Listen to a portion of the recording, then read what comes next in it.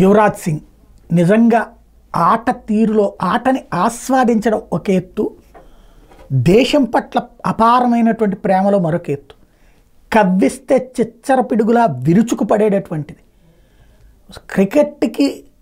Cricket అనేటువంటి దాన్ని ప్రపంచానికి నేర్పినటువంటి పాఠాలు చెప్పినటువంటి బ్రిటన్కే క్రికెట్ పాఠాలు నేర్పినటువంటి వాడు.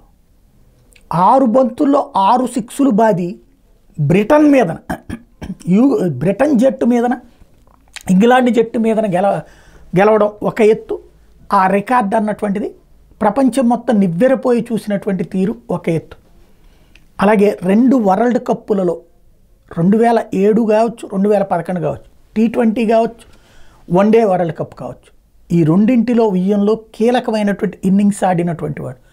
బ్యాట్స్మెన్గా, బౌలర్గా, అలాగే మంచి ఫీల్డర్గా, అద్భుతమైన ఫీల్డర్గా పేరుపడినటువంటి యువరాజ్కి భారతరత్న ఇవ్వడం కరెక్ట్ అన్నటువంటిది గౌతమ్ గంభీర్ ప్రస్తుత కోచ్ చెప్తున్నారు.